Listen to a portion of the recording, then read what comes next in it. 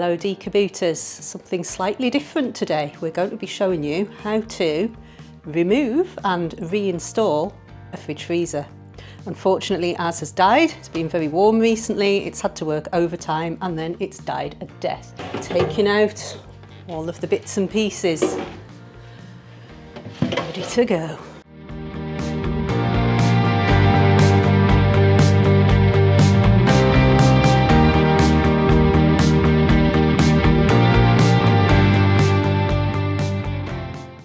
Right, so to start off, we're going to remove these little covers here, which should hide the screws which mount it into the frame, because it's actually bolted into the cabinet itself, into the carcass of it.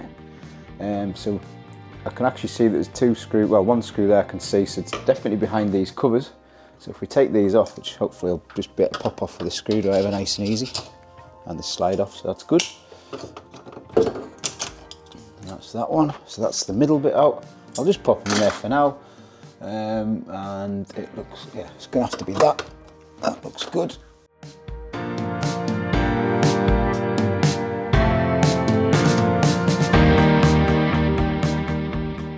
And then we must have down the bottom, I'm going to guess it's these blocks here. These must also be covers.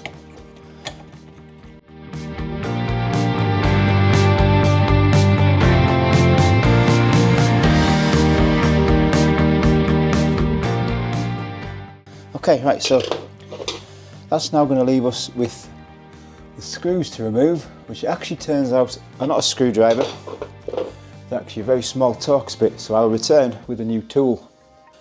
So it's a Torx bit, it seems to be a T20, the right one.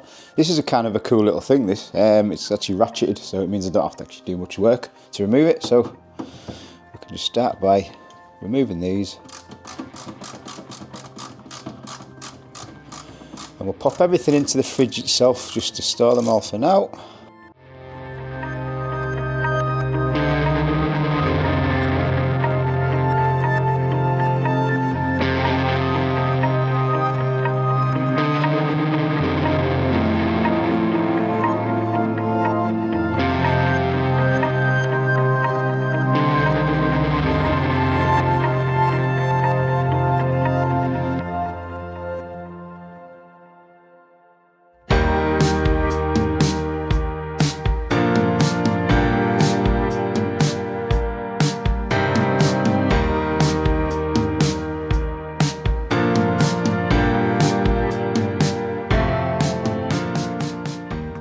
Because this is actually the hinge for the door, I'm going to pop one of the bolts back in, just so it stops the actual door moving.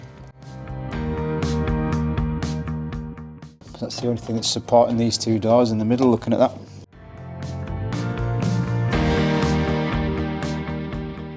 Cool. Top two.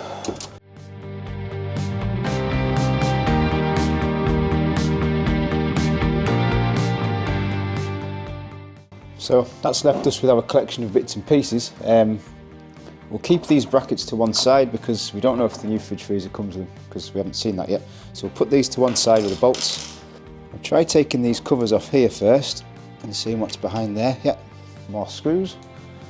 So we'll remove those and then see where that leaves us to.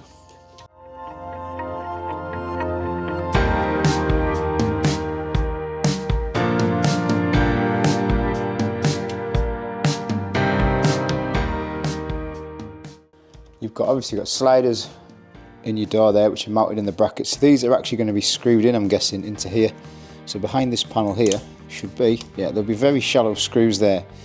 But for now we're going to leave those there just in case that lines up with the new fridge freezer when it comes. If it doesn't, then we'll just remove those and then screw them into the location which they need to be. So it's not really difficult. So that's one done. Now we'll do the lower door.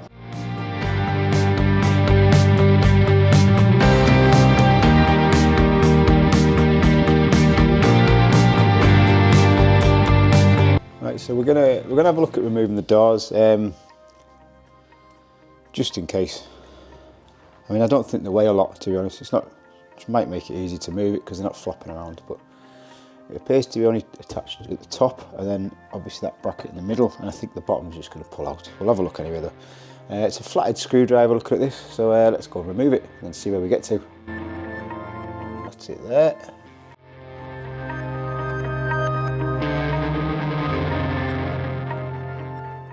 Of course, the problem you've got here is that these doors are now just going to drop the minute I take these, so luckily I've got someone to help me for the screw, and it's like a pin that holds it in, obviously. Right, okay, so that door there should now just come off, which it does. So there's one door off. Yeah, so pinned in from the bottom, so if I remove this, which is the Torx bit again that I put in back earlier, which is T20, that should allow the bottom door to come out as well. Yourself. I actually expected both doors to be connected together and not pinned in, which they are, which is very handy, like that. So that should now lift out, which it does, and that's all that out. So, you know, doorless. As you can see, you've got a bit of space down the side to pull it, so the cupboard doors themselves aren't actually going to be in the way, and we're just going to pull it forward. Since them doors aren't particularly heavy, but it also means nothing's going to swing into you as you try and move it. So, we will get the car crawler back into position, like that, and then those doors are not going to be in the way at all, which is good, and also I can stand either side of it and just gently pull it. So this will be plugged in at the back somewhere, but of course you can't get to that until you've removed it. Not as central as we liked it, but there we go, we're out. And you can see the plug is in the wall at the back with an extremely long cable.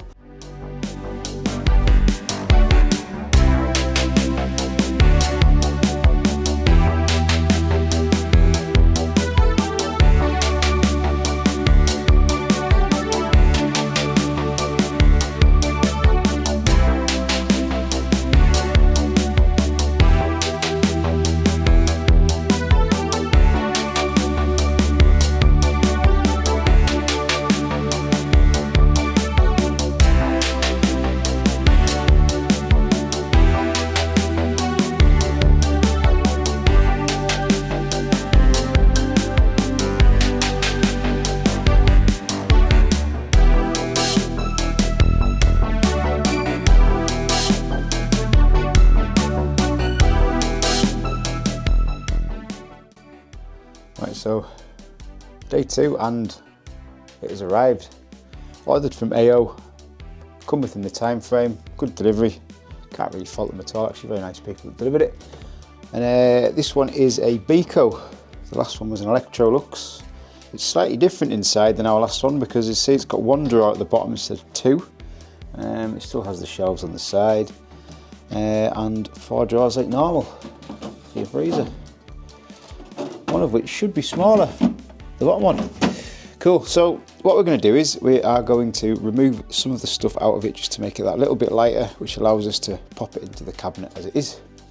The stuff in the door won't really be a problem, I'll leave that in, but the glass shelves and all the other little drawers, they'll come out and then we can put them in afterwards once we've located it. Like, it just seems to look a lot nicer, maybe newer, it might be a different compressor, I don't know. Maybe it's not any nicer at all, but it just looks a bit better. Looks finished a little bit neater as well. The plug fits there on a long cable again, which is good. Right, so let's get it manoeuvred into place. It comes, you've got to fit this side strip here, which basically it sort of tucks it into the side of the cabinet on one side, because that's the side that you'll see, otherwise you just have a gap. And I just think it's more aesthetically pleasing if there isn't a gap there than if there is a gap there, so that's what this is for. But of course this one comes way too long, so I'm going to have to trim it a little bit. And once you've got that on, I can start to manoeuvre the fridge freezer into position. So before you do anything at all with it moving in, you need to plug it in, because imagine if you put it in and everything fits fine and you have to take it back out to plug it in, it'd be a bit annoying. So plug it in first, which is the socket at the back of there, ready to go. And dangle the cable down the back. And a bit of luck, lift it into place, and that should be it. So of course we've removed everything out of here just to make it that little bit lighter and a little bit easier. And then I just need to lift the back in and then slide it along.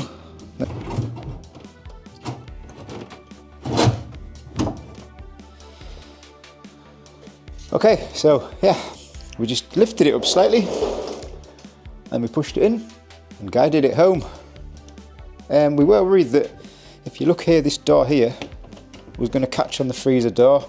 It's really close, but it's not actually going to catch. It's actually going to be okay.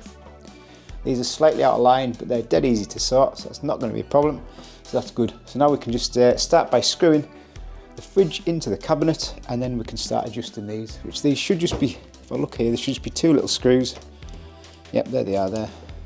They'll just be little shallow little screws, so we'll just undo that, relocate it along with that, and then once we've slid it in there, we'll just, well, there'll be new ones that will come with the fridge actually. We'll just use the new ones and then we'll just locate them, and away we go. That should be dead easy. Got the power tools out. You know it's serious when you get the power tools out.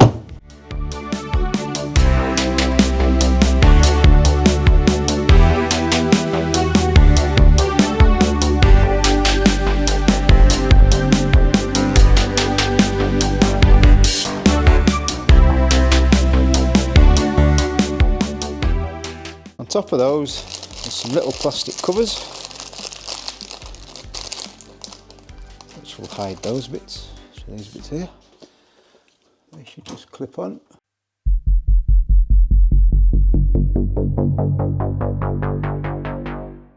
And that one on as well,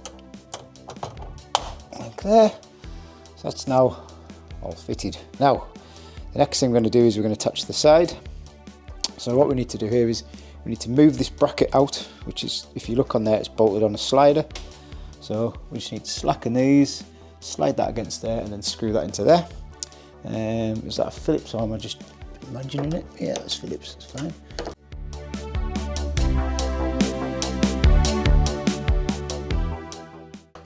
Yep, so that now connects up with there. Get that tightened up while we're there.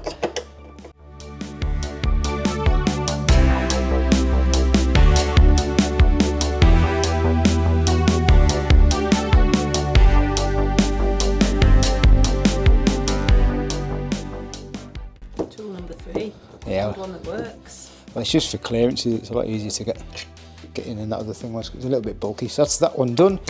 Then we can put the cover back over that. There we go. That's that one done. So we've got a screw in the bottom. We've got that side done, and we've got the top done. We've now just got to line up these doors with these runners. So that's the next thing that we're going to do. There we are. So just a case of taking that old one out. Keep the screws, always handy. You never know when you're going to need them. These are your slider brackets which clip into these bits here. We removed the old ones at first originally, but when you put those in there, they have this little tab on the side. So this tab, it lines up straight, so you get it straight with your door. So when you fit them, you've got it straight on the door, so it's not on a wonky angle. You can snap the tab off after that, because you don't want that sticking out otherwise. So these are designed to be snapped off afterwards.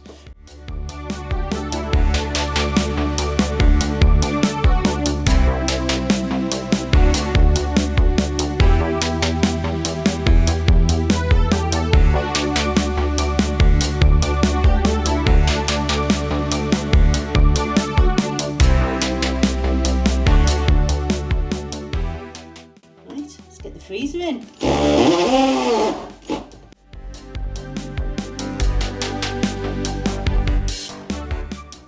And ooh, not so easy when you're down here.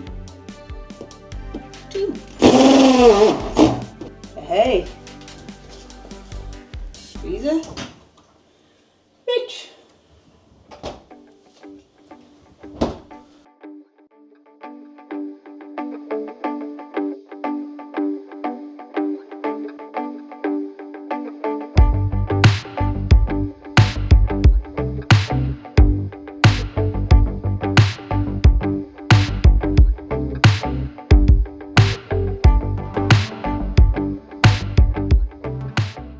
Now we can go and put everything inside it and switch it on, because I really want to see this light in the back, which is designed to keep your fruit and veg fresh or something like that.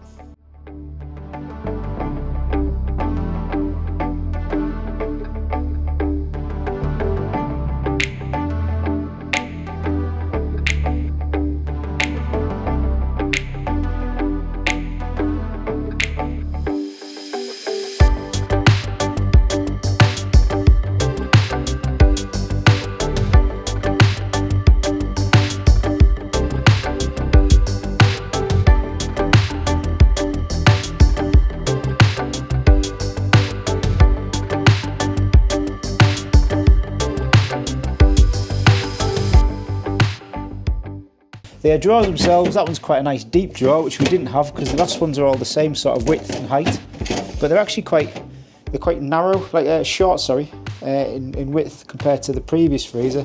But in terms of like construction, I actually think these drawers feel much better than the ones that were in the Electrolux freezer.